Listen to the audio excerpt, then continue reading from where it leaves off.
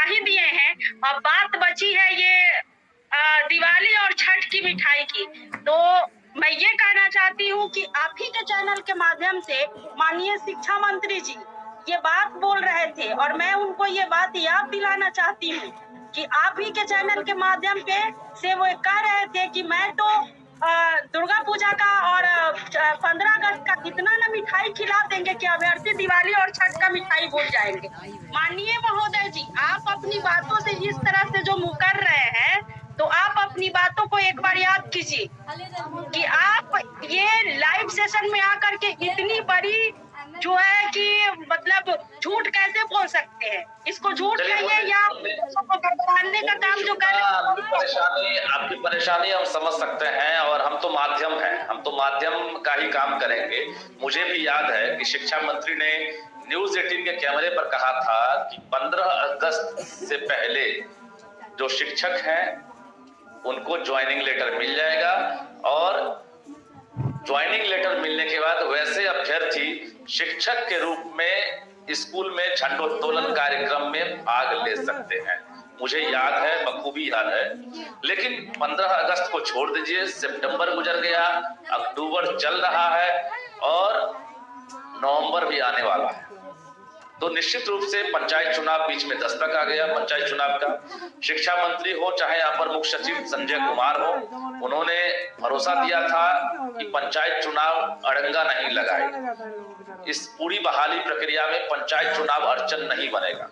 लेकिन अब खबर ये आ रही है सरकार के स्तर से कि पंचायत चुनाव की वजह से ही जो अभ्यर्थी है उनको विलंब होना पड़ रहा है और अभी जो ज्वाइनिंग लेटर है वो नहीं मिल रहा।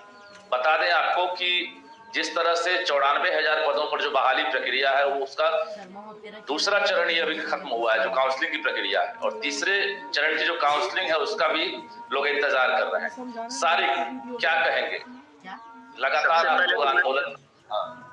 सबसे पहले मैं न्यूज़ 18 बिहार झारखंड का दिल से शुक्रिया अदा करता हूँ। एक समाज सेवी के रूप में मैं यहाँ पर जुड़ा और एक ही चीज न्यूज़ 18 बिहार झारखंड के बारे में मैं कहना चाहूंगा कि आज जो ये बहाली यहाँ तक पहुंची है, कहीं ना कहीं इसके पीछे मीडिया का जो चौथा स्तंभ है वो आपके जरिए यहाँ तक पहुंची है। इसके लिए तमाम लोग शुक्रिया अदा करते हैं आपका।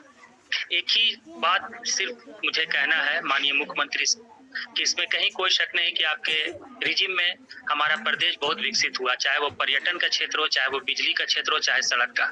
लेकिन एक बात जो हकीकत है वो ये है कि कोई भी प्रदेश तब तक विकसित नहीं हो सकता जब तक वहाँ की शिक्षा व्यवस्था विकसित ना हो।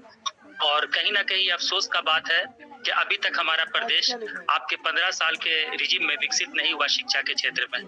2019 में नोटिफिकेशन निकलता है और आज 2021 खत्म हो गया। ये 94,000 कैंडिडेट न जाने कितनी बार प्रदर्शन किए, जिसका कोई फायदा अभी तक जमीन पर होता हुआ नहीं दिख रहा है। क्योंकि जमीन पर फायदा तभी होगा जब सबके हाथ में लेटर होगा, ज्वाइनिंग अपॉइंटमेंट लेटर होगा। अब एक ही चीज, ये 94,000 कैंडिडेट के मन में सिर्फ और सिर्फ एक ही सवाल है और भरोसा आप पर इसलिए उठ गया कि आप जो भी डेडलाइन देते हैं वो डेडलाइन कहीं ना कहीं आके खत्म हो जाता है, इसका कोई वैल्यू नहीं रहता है। तो एक आपसे गुजारिश है कि आप एक डेडलाइन दें और जो लोगों का ऑलरेडी काउंसलिंग हो गया है उनका आप काउंसलिंग, उनको ज्वाइनिंग लेटर दें और जो थर्ड काउंसलिंग होना है उसका एक डेट निकाल कर आप उनका काउंसलिंग कराकर उनको नियोजन लेटर दें। बिल्कुल। सारी हैरानी होती है इस बात से भी कि शिक्षा मंत्री हो या फिर जो अधिकारी हैं वहां पर जब बैठक करते हैं, रणनीति बनाते हैं, एक टारगेट लेकर चलते हैं, तो फिर टारगेट जो है वो अचीव क्यों नहीं होता। आश्चर्य इस बात की है, कानून आप बनाते हैं, सिस्टम आप चलाते हैं, बहाली के लिए वैकेंसी आप निकालते हैं, बहाल आपको करनी है। ऐसे में बीच में अगर आचार संहिता लागू होता है तो ये जानकारी तो आपको पहले से होनी चाहिए थी कि शिक्षक बहाली प्रक्रिया में आचार संहिता जो है असरदार साबित होगा, उसकी वजह से हम ज्वाइनिंग लेटर नहीं देंगे, हम तीसरे फेज की काउंसलिंग नहीं करेंगे।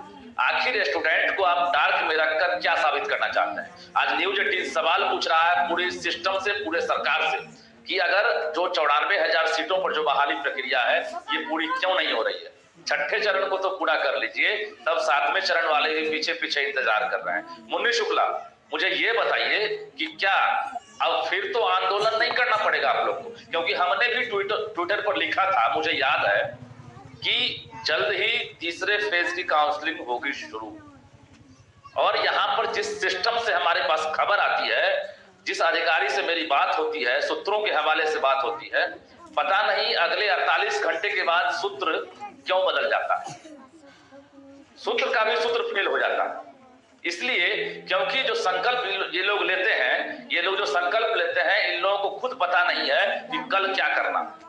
और यही वजह है कि जो बहाली प्रक्रिया है, मुझे याद है 17 में शायद परीक्षा हुई थी, 17 में परीक्षा हुई थी, 19 में नोटिफिकेशन, 18 में रिजल्ट आया, 17 में ही रिजल्ट आया, 17 में एग्जाम हुआ, 17 अक्टूबर तक रिजल्ट आया, और जुलाई में एग्जाम हुआ, अक्टूबर में रिजल्ट आया। लेकिन विडंबना देखिए कि 2 साल बाद नोटिफिकेशन निकला 19 में, और 19 में नोटिफिकेशन निकलने के बाद आज 21 बीतने जा रहा है, लेकिन अभी तक बहाली की प्रक्रिया पूरी नहीं हुई।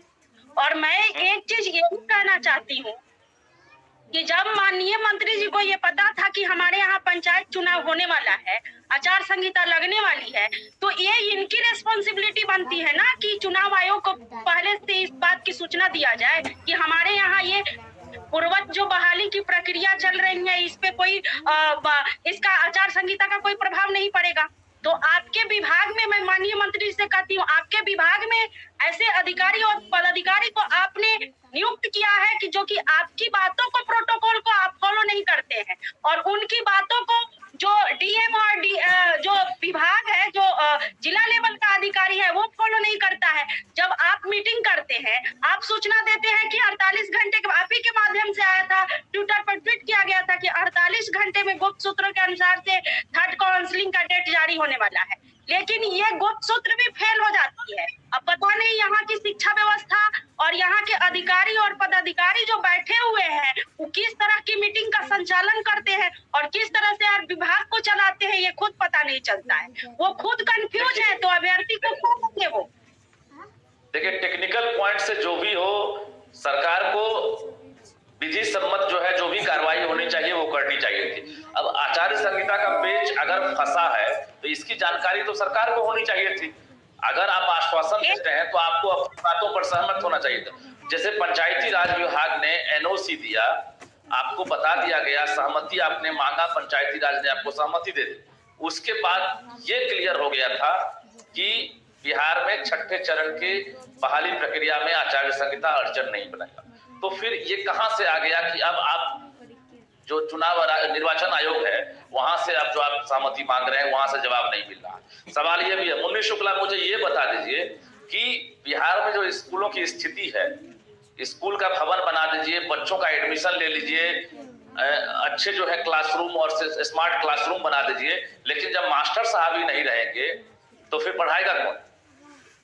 देखिए, इस बात पे मैं ये कहना चाहूंगी कि जब आप महिलाओं को, बालिकाओं को, लड़कियों को, ये कतई दुमत नहीं है कि माननीय मुख्यमंत्री नीतीश कुमार जी के शासन काल में 3 चीज जो है बेहतर हुआ है, उसमें 1 नंबर पर महिलाओं की शिक्षा और सुरक्षा आती है।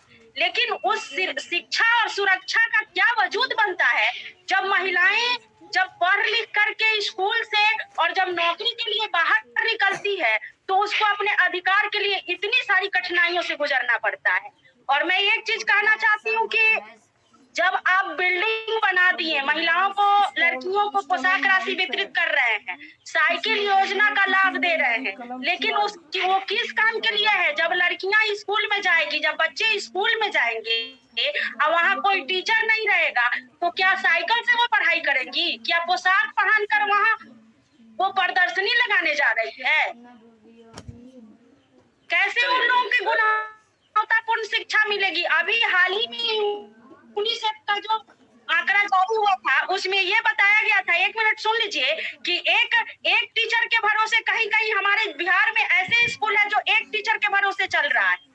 तो आप इस चीज को क्यों नहीं सुधार कर रहे हैं? आप गुणवत्तापूर्ण शिक्षा की बात किस लिए कर रहे हैं? आपकी सारी जो दावा है ना, सारी फेल हो रही है। और आप जमीनी हकीकत पर जाकर देखिए, गरीब गुरबा का बच्चा जो है प्राइमरी और मिडिल स्कूल में, सरकारी स्कूल में पढ़ता है। कोई IAS ऑफिसर, अधिकारी, पदाधिकारी का बच्चा एक भी बता दीजिए कि किसी का बच्चा अगर सरकारी स्कूल में शिक्षा ग्रहण करता हो, किसी का बच्चा सरकारी स्कूल में। तो इन लोगों को क्या पता है कि हमारे गरीब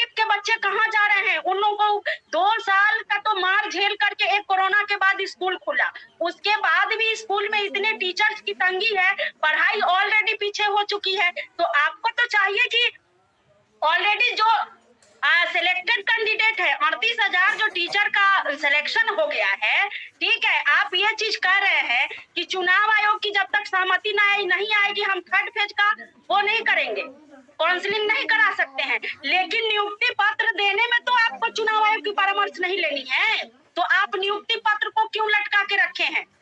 अभी हाल ही में मैं आपको एक आंकड़ा बताती हूँ, प्रयागराज हाईकोर्ट का जजमेंट आया है कि नियुक्ति पत्र देने में कोई आचार संहिता प्रभावी नहीं होती है। तो आप 38,000 शिक्षक जो सिलेक्शन हो चुका है उनको आप क्यों नहीं ज्वाइनिंग लेटर दे रहे हैं माननीय शिक्षा मंत्री जी? आप क्यों अपनी बातों से विफल हो रहे हैं?